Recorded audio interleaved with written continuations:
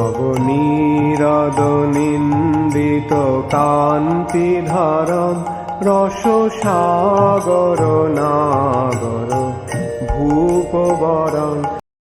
हरे कृष्णा, दंडवत प्रणाम। हम लोग श्रीमद् भागवतम के तीसरे स्कंद में हैं, 13वां अध्याय चल रहा है। आज हम लोग श्लोक संख्या 7 से कंटिन्यू करेंगे, 7 से 11 तक। श्रीमद् भागवतम 3.13.7 to 11।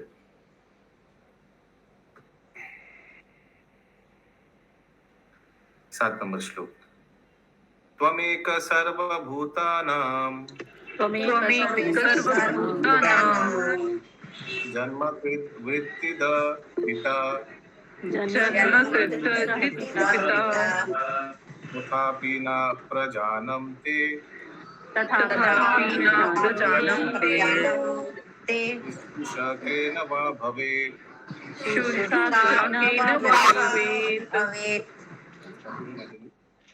आप सारे एक और है नहीं, ठीक है, हो गया। आप सारे जीवों के पिता तथा उनकी जीवा के स्रोत हैं, क्योंकि वे सभी आपसे उत्पन्न हुए हैं। कृपया करके हमें आदेश दें कि हम आपकी सेवा किस तरह कर सकते हैं। पुत्र का कर्तव्य है कि वह अपने पिता को केवल अपनी सारी आवश्यकताओं की पूर्ति के साधन के रूप में इस्तेमाल ना करे, अपितु जब वह बड़ा हो जाए तो वह उसकी सेवा भी करे। यही ब्रह्मा के समय से सृष्टि का नियम चला आ रहा है। पिता का कर्तव्य है कि जब तक पुत्र बड़ा ना हो जाए उसका पालन पोषण करे, और जब पुत्र बड़ा हो जाए तो पुत्र का कर्तव्य है कि वह पिता की सेवा करे। हरे कृष्ण।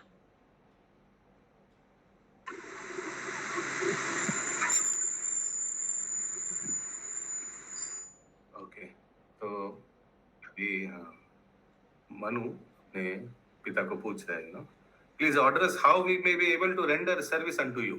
अपने पिता से बोल। 8 नंबर श्लोक। तद्विदेहि नमस्तुभ्यं कर्म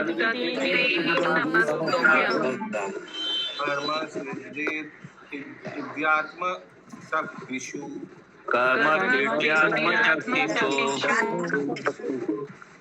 यद्विद्वेह यशो विश्वा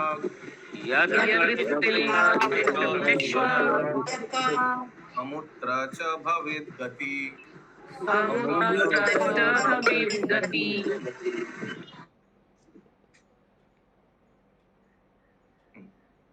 हे आराध्य, आप हमें हमारी कार्य क्षमता के अंतर्गत कार्य करने के लिए अपना आदेश दें, जिससे हम इस जीवन में यश के लिए तथा अगले जीवन में प्रगति के लिए उसका पालन कर सके। हे आराध्य, आप हमें हमारी कार्य क्षमता के अंतर्गत कार्य करने के लिए अपना आदेश दें, जिससे हम इस जीवन में यश के लिए तथा अगले जीवन में प्रगति के लिए उसका पालन कर सके। आदेश नहीं लिखा हुआ क्या? इंग्लिश में लिखा है please give us your direction. Hindi में तो आदेश ही है। ओके। तात्पर्य। ब्रह्मा जी तो सीधे भगवान से वैदिक ज्ञान प्राप्त करने वाले हैं, और ब्रह्मा की शिष्य परंपरा में जिस किसी को उनका निहित कार्य सौंपा जाता है उसे इस जीवन में यश तथा अगले जीवन में मोक्ष प्राप्त होना निश्चित है। अच्छा, उसीलिए लिखा है सो दैट इस जीवन में यश और अगले जीवन में ऐसे कुछ लिखा है ना? क्या लिखा है अगले जीवन में? अनुवाद में तो प्रगति लिखा है और तात्पर्य में मोक्ष लिखा है। ठीक है, आगे। तो प्रगति मतलब मोक्ष। यस। अच्छा, अभी यहाँ मोक्ष मतलब भगवत भक्ति, भगवान के धाम। ब्रह्मा से चलने वाली शिष्य परंपरा ब्रह्म संप्रदाय कहलाती है, और वह इस प्रकार चलती है। ब्रह्मा, नारद, व्यास, मध्व मुनि पूर्ण प्रज्ञ, पद्मनाभ, नरहरि, माधव, अक्षोभय, जय तीर्थ, ज्ञान सिंधु, दयानिधि, विद्यानिधि, राजेंद्र, जय धर्म, पुरुषोत्तम, ब्रह्मनय तीर्थ, व्यास तीर्थ, लक्ष्मीपति, माधवेंद्रपुरी, ईश्वरपुरी, श्री चैतन्य महाप्रभु, स्वरूप स्वरूप दामोदर तथा श्री रूप गोस्वामी एवं अन्य जन, श्री रघुनाथ दास गोस्वामी, कृष्णदास गोस्वामी, नरोत्तम दास ठाकुर, विश्वनाथ चक्रवर्ती, जगन्नाथ दास बाबा जी, भक्ति विनोद ठाकुर, गौर किशोर दास बाबा जी, श्रीमद भक्ति सिद्धांत सरस्वती, श्री एसी भक्ति वेदांत स्वामी। ठीक है, तो ये ब्रह्म मध्य गौरीय संप्रदाय, तो आप उसके लिए 4 जन को अंडरलाइन कर सकते हैं। पहले ब्रह्मा जी, फिर देखिए बाद में आता है मध्याचार्य,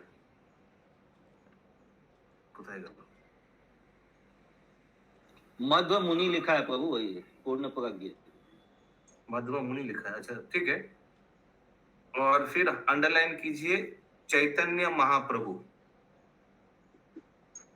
ठीक है, तो हो गया क्या, ब्रह्म मध्य गौड़ीय, गौड़ीय माने गौरंग महाप्रभु या चैतन्य महाप्रभु। ठीक है, इसीलिए ये संप्रदाय का पूरा नाम है ब्रह्म मध्य गौड़ीय संप्रदाय। ठीक है अशोक प्रभु, यस कंटिन्यू माता जी। तो ये 4 में से प्रमुख संप्रदाय है हम लोग जो संप्रदाय में इस्कॉन, तो इसका फर्स्ट ये ज्ञान मिला था ब्रह्मा जी को, उसीलिए पहला तात्पर्य का लाइन क्या बताया गया है माता जी? हे आराध्य, सॉरी तात्पर्य, हाँ तात्पर्य, ब्रह्मा जी तो सीधे भगवान से वैदिक ज्ञान प्राप्त करने वाले हैं और ब्रह्मा मैंने डायरेक्ट भगवान से वैदिक ज्ञान प्राप्त किया। और 3 जन कौन कौन है खुशबू माता जी जो भगवान से डायरेक्ट वैदिक ज्ञान प्राप्त किया? अनम्यूट करके बोलिए। नारद मुनि। नारद मुनि से संप्रदाय आया क्या? फिर और 3 कौन कौन है जो डायरेक्ट भगवान से वैदिक ज्ञान मिला और फिर उनसे संप्रदाय शुरू हुआ? यस रत्ना प्रभा माता जी। तो जो व्यासदेव, व्यासदेव से संप्रदाय शुरू हुआ है।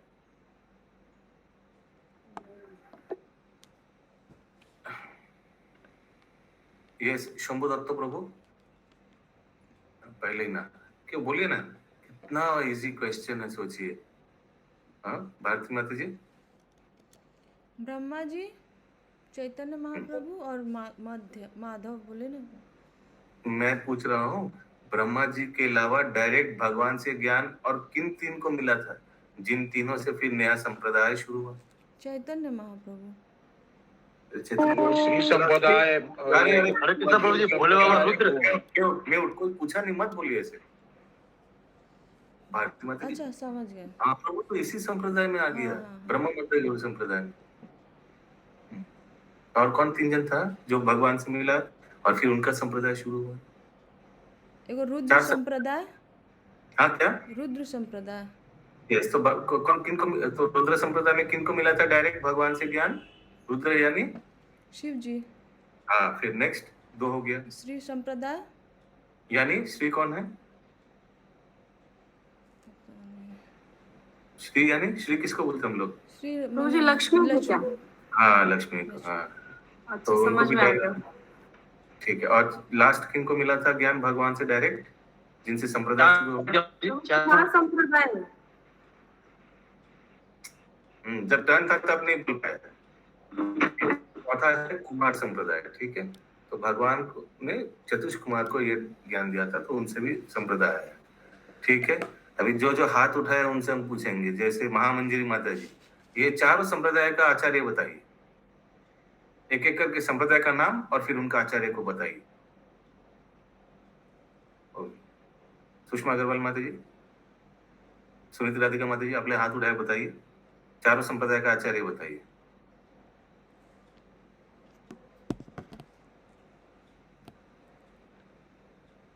अभी अनम्यूट नहीं कर, यस बोलिए निर्गुण लंबड़ी माता जी, अनम्यूट करके बोलिए। ब्रह्म संप्रदाय का माधवाचार्य और बोलना बंद। सॉरी, मेरे मुंह से अब वैसा ही ब्रह्म ब्रह्मा संप्रदाय का माधवाचार्य, श्री संप्रदाय का रामानुज और कुमार संप्रदाय का निम्बार्क और रुद्र संप्रदाय का विष्णु स्वामी। वेरी नाइस, ठीक है, ये 4 संप्रदाय आचार्य।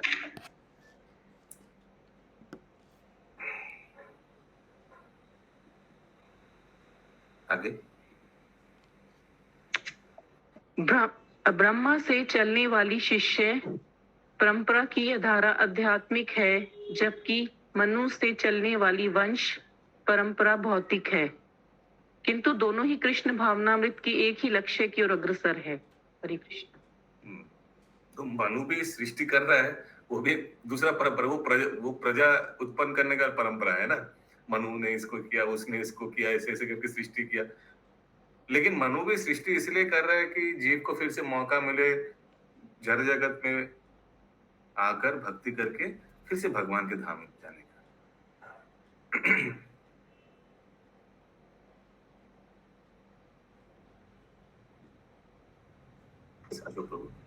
वो बोल रहे हैं कि मनु जो हुए थे, हाँ, तो ये ब्रह्मा जी से ही उत्पन्न हुए थे। हाँ हाँ, तो ब्रह्मा जी ने जो सृष्टि की रचना की है उसी में ही आते हैं। ब्रह्मा जी ने जो सृष्टि, हाँ ओके, हाँ आते हैं। तो उनके अनुयायी भी हुए ये कि नहीं? नहीं नहीं नहीं, वो तो ज्ञान मनु को नहीं दिया था, भगवान ब्रह्मा जी ने नारद को दिया था। दो स्रोत, एक है ज्ञान का स्रोत, भगवत भक्ति ज्ञान का स्रोत। तो वो तो देखिए तात्पर्य में दिया हुआ है ना, ब्रह्मा ने नारद को दिया, नारद ने व्यास को दिया, ठीक है। और मनु की सृष्टि अलग हुई प्रभु। सृष्टि अलग हुई, इसका क्या अर्थ है? मनु से जो मतलब ज्ञान मिला, ये मनु से कहाँ ज्ञान मिला? मनु तो सिर्फ प्रजापति, माने जो भौतिक। नारद से प्रजा उत्पन्न हुआ अशोक प्रभु? नहीं, हाँ, नारद से ज्ञान उत्पन्न हुआ, नारद ने आगे ज्ञान को बढ़ाया और मनु ने आगे सृष्टि को बढ़ाया। हाँ, दोनों का पिता ही ब्रह्मा जी। एक ने ज्ञान को बढ़ाया, एक ने सृष्टि को बढ़ाया, ठीक है। अच्छा, लास्ट एक आध्यात्मिक हुआ, एक भौतिक हुआ है एक साथ। हाँ देखिए वही लिखा है लास्ट पैरा में, फिर से एक बार पढ़ लीजिए लास्ट पैरा, निर्गुण निर्मल माता जी, लास्ट पैरा।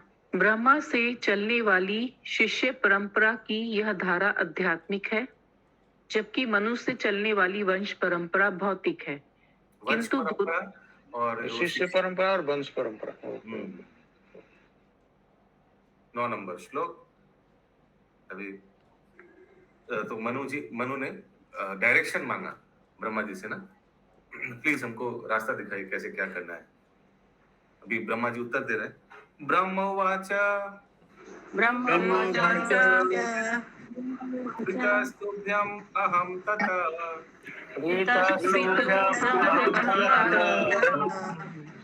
स्वस्ति सर्वं ईश्वर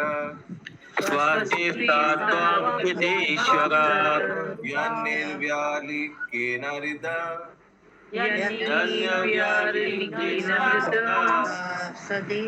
साधिमेत्य आत्मनर्पितम्।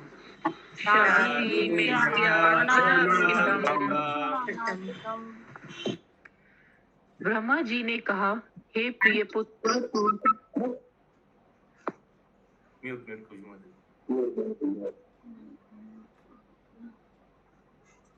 खुशबू माता जी म्यूट करिए। नहीं कर दिया, या बोलिए।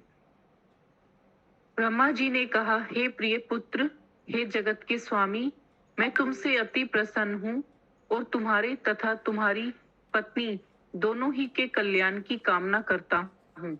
तुमने मेरे आदेशों के लिए अपने हृदय से बिना सोचे विचारे अपने आप को मेरे शरणागत कर लिया है। क्योंकि आगे तो कुछ लोग शरणागत नहीं किया, आदेश को नहीं पालन किया। कौन कौन ने आदेश नहीं पालन किया शशि माता जी? चतुष कुमार ने। और नारद ने किया था क्या? नारद जी को तो बोले नहीं थे सृष्टि करने को प्रभु जी। बोले नहीं थे मुझे नहीं पता, नारद जी को बोले, चतुष कुमार को बोले थे ये पता है। हाँ बोले थे, मना कर दिया। और कोई था ना जिनको मना किया? हरे कृष्ण प्रभु जी, 9 एगो एगो स्वर्ग। नहीं वो तो ऋषभ देव, कौन शब्द है?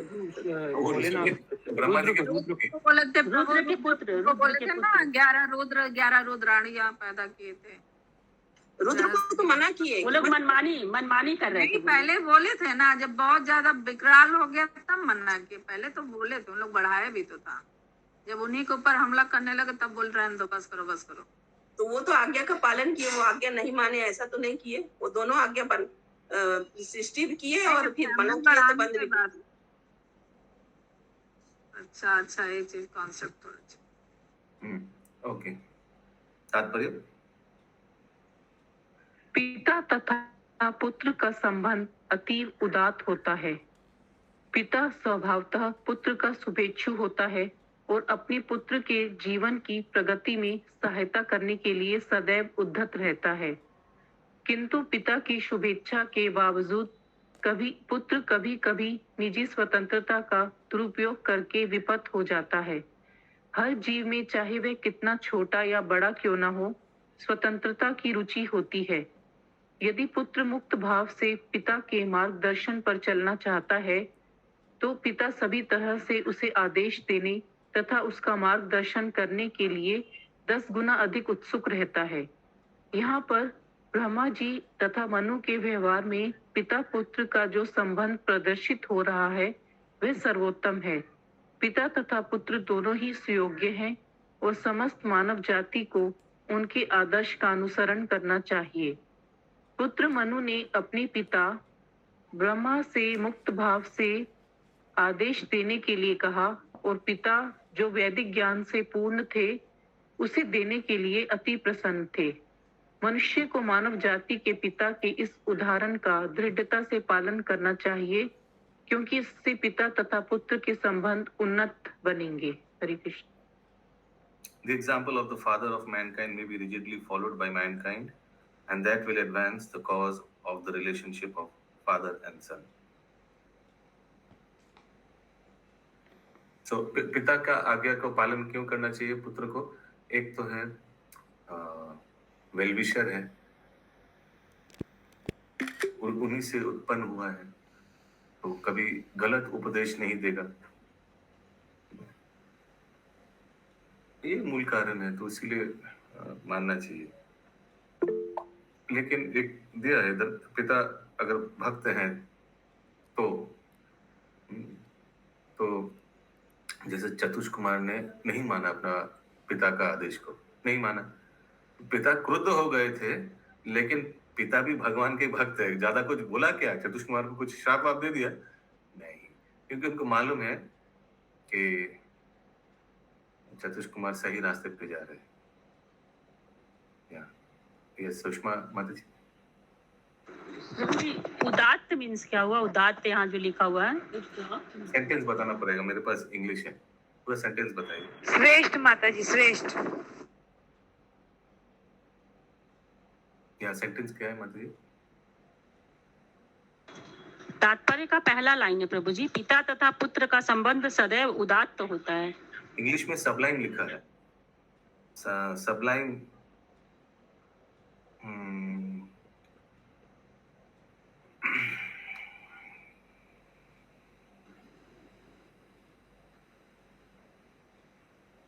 सबलाइन को क्या बोलेंगे? माने जो एक्सप्रेस अनएक्सप्रेस्ड है।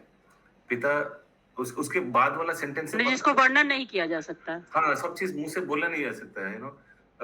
The father is naturally disposed, स्वाभाविक में ही पिता अपना पुत्र का अच्छा यहाँ पे एक दूसरे के लिए हो सकता है, एक दूसरे के लिए, और एक दूसरे के लिए आई मीन पिता स्वाभाविक स्तर पे बच्चे का अच्छा ही मांगेगा। इसमें बोलना कुछ नहीं है, उसीलिए सबलाइन लिखा है इंग्लिश में। सबलाइन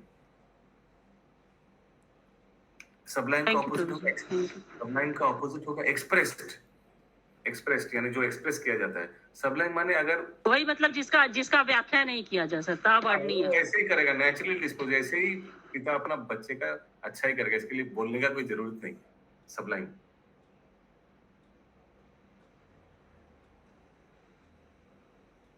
एक्चुअली तात्पर्य से ये पता चलता है, श्रील प्रभुपाद भगवान और जीव का संबंध के बारे में बता रहे हैं।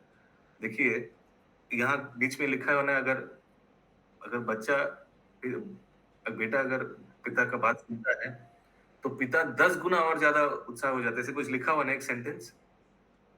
यस प्रभु, आया है सेंटेंस, पिता सभी तरह से। हाँ, तो वो ऐसे भगवान के लिए अगर आप एक कदम बढ़ाओगे तो भगवान 10 कदम आगे आ जाएगा जीव को हेल्प करने के लिए।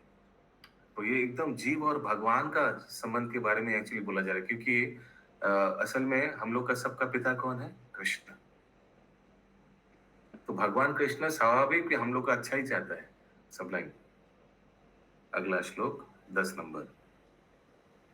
एतवाति यस निर्गुण माता। हरे कृष्णा प्रभु जी, ये लाइन गई है, हर जीव में चाहे वह कितना छोटा या बड़ा क्यों ना हो स्वतंत्रता की रुचि होती है। तो स्वतंत्रता किस लिए चाहिए फिर जीव को? इंद्र तृप्ति के लिए। अच्छा, एवरीबडी हैज दैट स्वतंत्र रहने का एक इच्छा रहता है, यू नो, इंडिपेंडेंस। हम लोग खुद को भी देख सकते हैं ना, we also want some independence, some privacy, some अपने इच्छा एक्सप्रेस करने का। ये We don't want any bindings. प्रभु भोग करने के लिए या इंद्र तृप्ति करने के लिए। हाँ, तो ये जीव जितना छठा हो बड़ा हो, हम लोग ना सोचे कि अगर कोई नम्र हो गया तो उनका इच्छा नहीं है। नहीं, उनका भी इच्छा है। कोई छोटा व्यक्ति है तो नहीं वो तो गरीब है, उनका इच्छा नहीं है। नहीं, सबका इच्छा है कि स्वतंत्र, I am not under any guidance, क्योंकि गाइडेंस में रहने से तो वो स्वतंत्रता चला जाता है। ये शाश्वत सत्य है एकदम। आप सोचिए ना, बच्चे लोग क्या पसंद करेगा? क्लास में अगर टीचर ना हो, मॉनिटर ना हो, तो उस स्थिति को बच्चे लोग पसंद करता है, एकदम करता है। उसमें हुल्ला गुल्ला होता है क्लास में, सभी चाहते हैं नॉट टू बी मॉनिटर्ड। कोई हमको ऊपर से देखेगा, मॉनिटर करेगा, बोलेगा ये मत करो वो मत करो, ये नहीं चाहते। यही है 10 नंबर। बहू को सासू नहीं चाहिए, इसीलिए ना प्रभु। एतावती आत्मजेर्वीर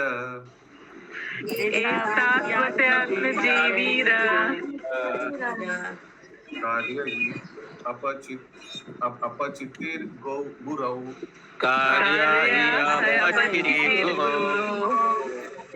सख्या प्रमत्तिर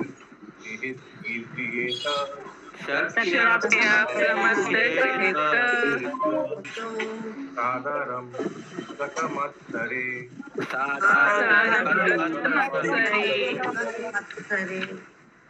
हे वीर, तुम्हारा उदाहरण पिता पुत्र संबंध के सर्वथा उपयुक्त है। बड़ों की इस तरह की पूजा अपेक्षित है जो ईर्ष्या की सीमा के परे है और विवेकी है। वह अपने पिता के आदेश को प्रसन्नता पूर्वक स्वीकार करता है और अपने पूरी सामर्थ्य से उसे संपन्न करता है। शास्त्र से आप लोग चैट बॉक्स में 2-4 उदाहरण दीजिए जहां बहुत आइडियल पुत्र, आदर्श पुत्र पिता का बात मानता है। तो शास्त्र से चैट बॉक्स में लिखिए, चैट बॉक्स में लिखिए। Shravan Kumar, very nice. और राम जी, एक्सीलेंट। भरत महाराज पिता का आदर्श पुत्र, not sure. Ram ji brothers, yes, very nice. Okay, yes, Ram ji. Shravan Kumar, या कंटिन्यू।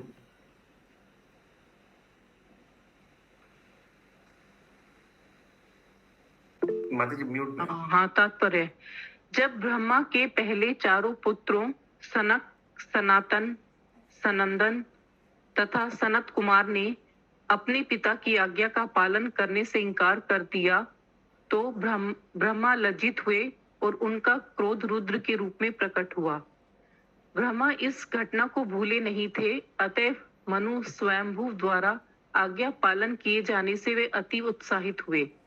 भौतिक दृष्टि से चारों मुनियों द्वारा अपने पिता के आदेश का उल्लंघन निश्चय ही निंदनीय था, किंतु क्योंकि यह आज्ञा उल्लंघन एक उच्चतर उद्देश्य के निमित्त था, वे आज्ञा उल्लंघन की प्रतिक्रिया से मुक्त थे। भौतिक कारणों से अपने पिता का जो आज्ञा उल्लंघन करता है, उन्हें ऐसे आज्ञा उल्लंघन के लिए निश्चय ही अनुशासनिक मूल्य चुकाना पड़ता है। मनु द्वारा अपने पिता का भौतिक कारणों से आज्ञा पालन निश्चय ही ईर्ष्या रहित था। भौतिक जगत में सामान्य जनों को मनु के इस उदाहरण का अनुसरण करना अनिवार्य है। Those who disobey their fathers on material grounds, however, are surely subjected to disciplinary action. अगर भौतिक कार्य के लिए अगर पिताजी का उल्लंघन किया तो फिर उसको पाप लगेगा। लेकिन सनत कुमार चतुष कुमार ने आध्यात्मिक कार्य के लिए पिताजी का आदेश को उल्लंघन किया। फॉर अ हायर पर्पस लिखा है इंग्लिश में। तो ऐसे स्थिति हम लोग देख सकते हैं जब कोई सोचिए कोई यंग लड़का वो इस्कॉन में ब्रह्मचारी ज्वाइन करना चाहते हैं, ब्रह्मचारी आश्रम ज्वाइन करना चाहते हैं, और सोचिए जब माता पिता को बोला, माता पिता बोला नहीं नहीं नहीं नहीं एकदम नहीं, एकदम नहीं, इसलिए तुमको पढ़ा लिखाया था क्या? तुम लोग बड़ा बड़ा अभी डिग्रीज मिल गया, तुम लोग अभी नौकरी करो और बहुत पैसा कमाओ।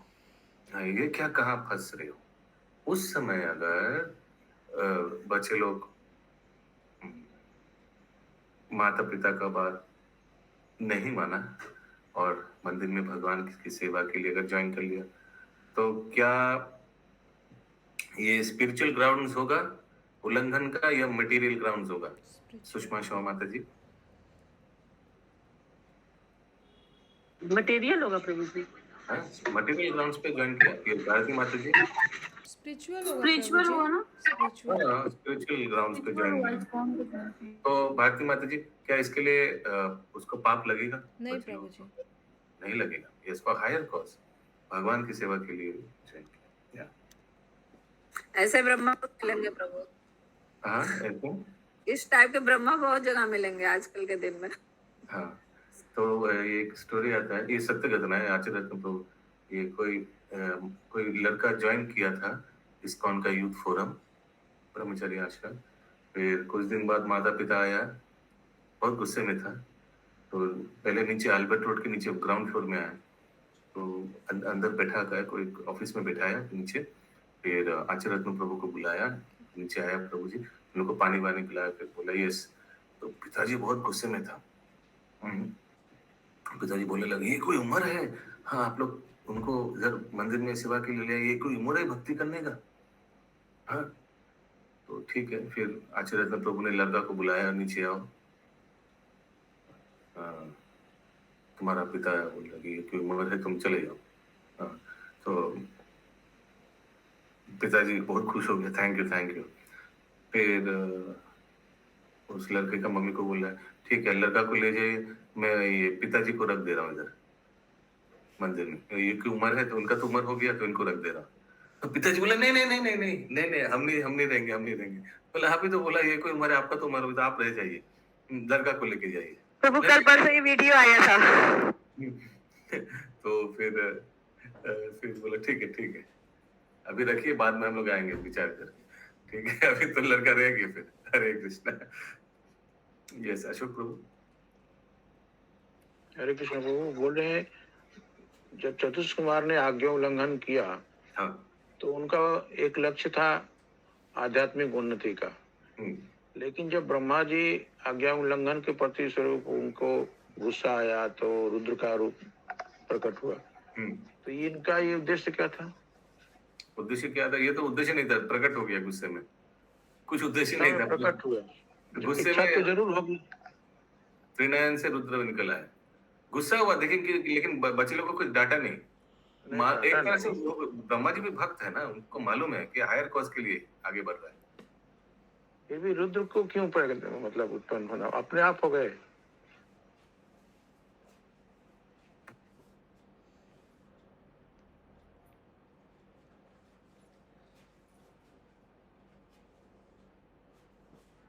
क्रोध आता है, क्रोध से कुछ ना कुछ तो उत्पन्न होगा, तो रुद्र प्रकट हो गए। यस पंकज प्रभु, उनकी इच्छा कुछ रही होगी प्रभु ने, क्या इच्छा से रुद्र नहीं प्रकट हो गया, गुस्से में हो गया प्रकट। अच्छा यस मना गौरंगी माता जी। हाँ पंकज प्रभु, जैसे यहाँ पे भी तत्व आ रहा है, sound is not clear. Hare Krishna.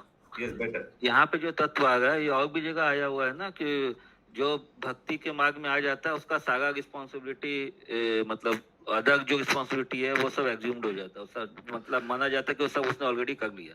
Very nice, very good. ये श्लोक बोलकर हिज होलीनेस भक्ति प्रेम महाराज उस दिन प्रवचन में बता रहे थे, ये श्लोक बोलकर एक ब्रह्मचारी रुक गया, एक यंग लड़का रुक गया था मायापुर में, और अभी ब्रह्मचारी हो गया, सैफरन बहुत साल हो गया, अभी भी महाराज को देखकर बोलता है, ये क्या नाम था वो श्लोक का, कड़िरित करतम,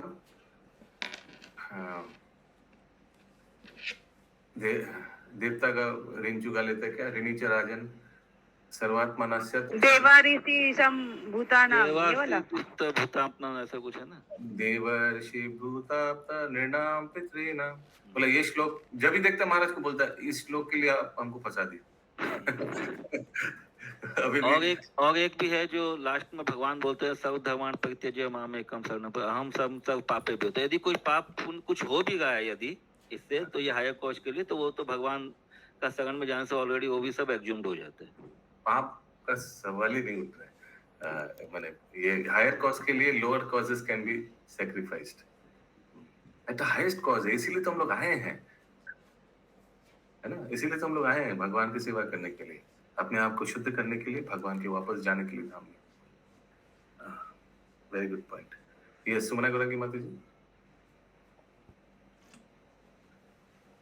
ओके, अगला श्लोक हो गया ये वाला तात्पर्य।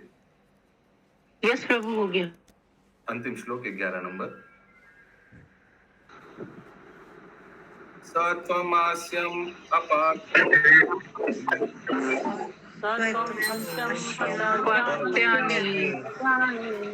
सदृशान्यात्मनो गुणैः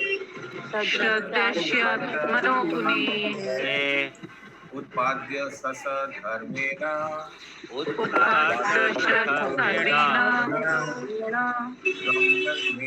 पुरुषं यज।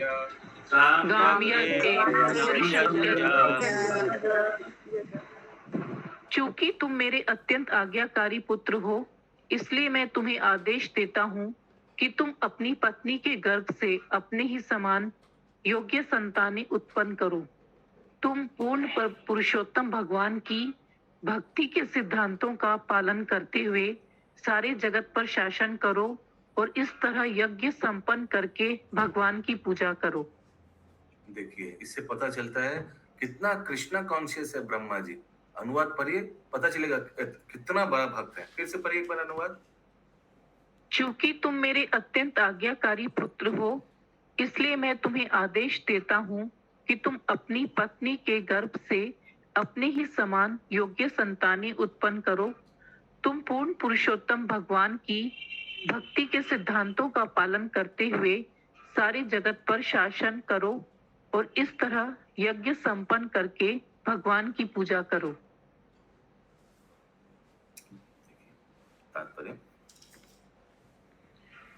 यहाँ पर ब्रह्मा द्वारा भौतिक सृष्टि के उद्देश्य का स्पष्ट वर्णन हुआ है। प्रत्येक मनुष्य को चाहिए कि अपनी पत्नी के गर्भ से उत्तम संतानें उत्पन्न करे। यह कार्य भक्ति पूर्वक भगवान की पूजा करने के लिए यज्ञ के समान है। विष्णु पुराण 3.8.9 में कहा गया है, वर्ण आश्रम आचारवता पुरुषेण परः पुमान् विष्णुराराधयते पंथा नान्यत् ततोष कारणम। वर्ण तथा आश्रम के नियमों का सही ढंग से पालन करके मनुष्य पूर्ण पुरुषोत्तम भगवान की पूजा कर सकता है। वर्णाश्रम प्रणाली के नियमों की संपन्नता द्वारा भगवान को तुष्ट करने का कोई अन्य विकल्प नहीं है। प्रभु ये लाइन लिखिए, वर्णाश्रम प्रणाली के नियमों की संपन्नता द्वारा भगवान को तुष्ट करने का कोई अन्य विकल्प नहीं है। मतलब यानी वर्णाश्रम पालन नहीं करेंगे, दूसरा तरीका है कुछ और? वर्णाश्रम में प्रवेश नहीं करेंगे और कोई सब्स्टिट्यूट है क्या? नहीं है, ये बता रहे। अच्छा, तो मतलब ये पहला लैडर हुआ, फिर उसके आगे जो होता है वो है। विष्णु पूजा मानव जीवन का चरम लक्ष्य है। जिन्हें विवाहित जीवन में इंद्रिय भोग की स्वीकृति मिलती है, उन्हें भगवान विष्णु को तुष्ट करने का धीरे उत्तरदायित्व भी ग्रहण करना चाहिए। उसके लिए पहली सीढ़ी वर्णाश्रम धर्म प्रणाली है। ठीक, वर्णाश्रम धर्म विष्णु पूजा में प्रगति करने का व्यवस्थित संस्थान है, किंतु यदि कोई सीधे ही भगवान की भक्ति करता है तो उसे वर्णाश्रम धर्म की अनुशासनिक प्रणाली में पढ़ने की आवश्यकता नहीं रह जाती। ब्रह्मा के अन्य पुत्र ये बहुत इंपॉर्टेंट है, ये फिर से ये सेंटेंस पढ़िए और कौन बताएंगे? यस, आशीष प्रभु का नाम सर, बोलिए फिर से ये सेंटेंस पढ़िए। किंतु यदि कोई सीधे ही भगवान की भक्ति करता है तो उसे वर्णाश्रम धर्म की अनुशासनिक प्रणाली में पढ़ने की आवश्यकता नहीं रह जाती। Yes, Ashish Prabhu, what is your observation on this? और एक बार पढ़िए माता जी। किंतु यदि कोई सीधे ही किंतु यदि कोई सीधे ही भगवान की भक्ति करता है तो उसे वर्णाश्रम धर्म की अनुशासनिक प्रणाली में पढ़ने की आवश्यकता नहीं रह जाती। यानी who can explain? Yes, बोलिए आशीष प्रभु। हरे कृष्ण प्रभु जी। हरे कृष्ण प्रभु जी, जैसे हम लोग कलयुग में हैं, हम लोग तो वर्णाश्रम धर्म फॉलो नहीं कर रहे, but we are trying to connect with the supreme Lord.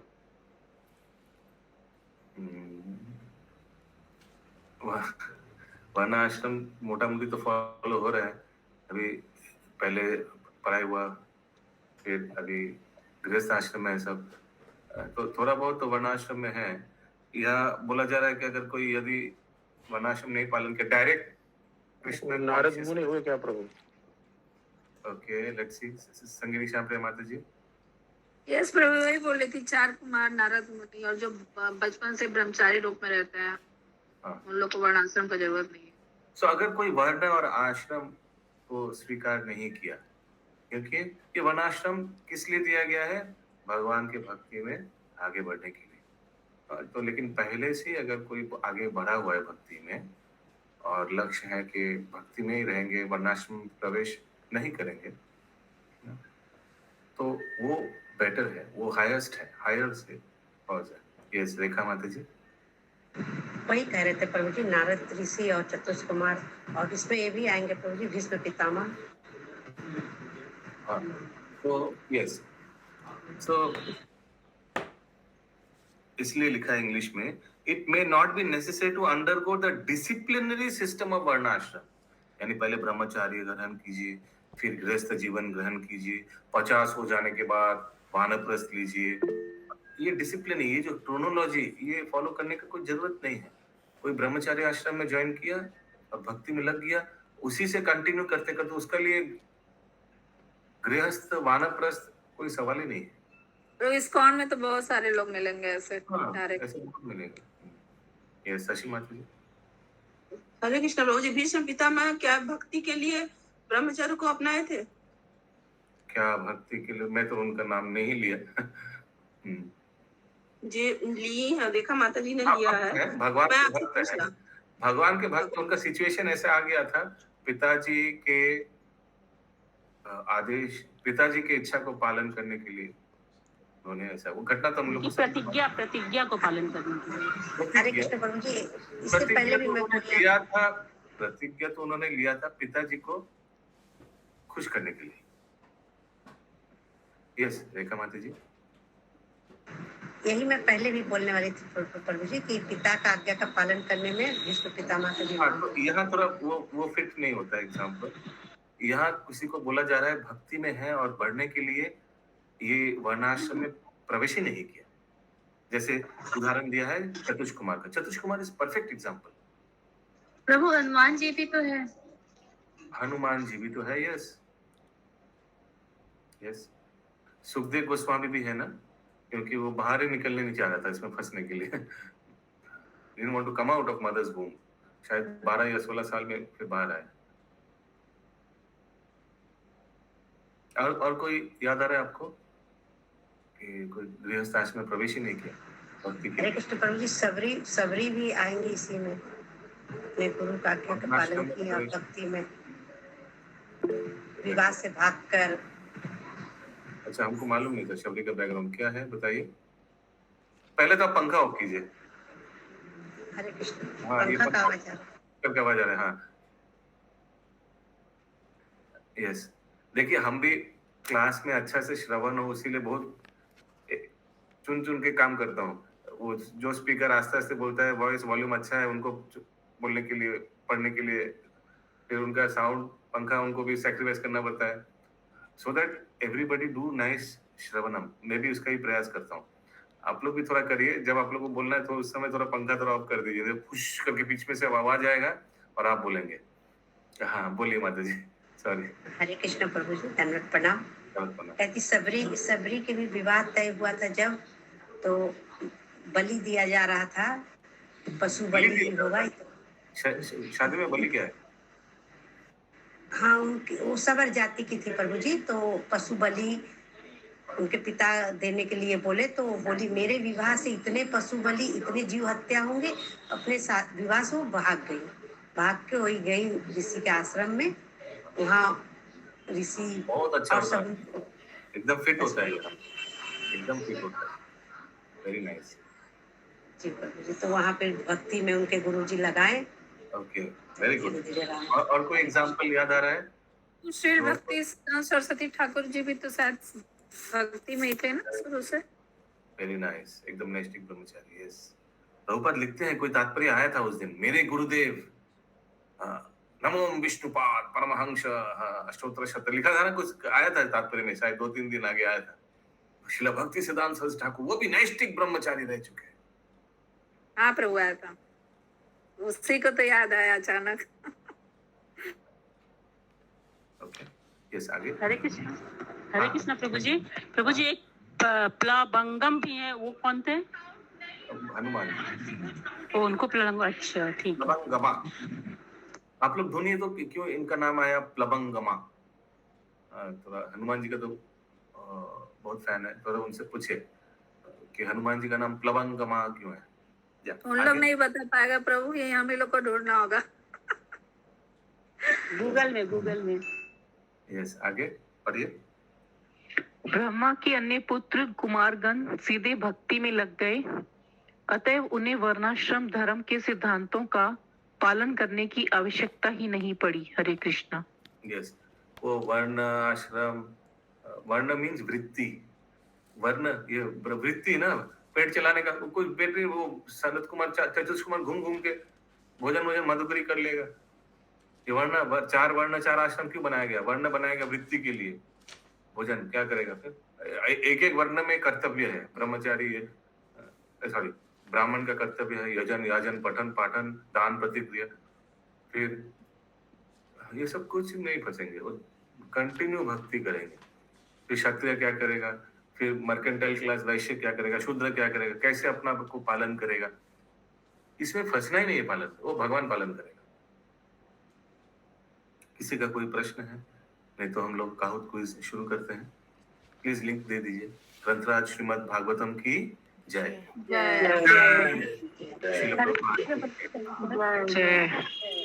काहुत दे दीजिए।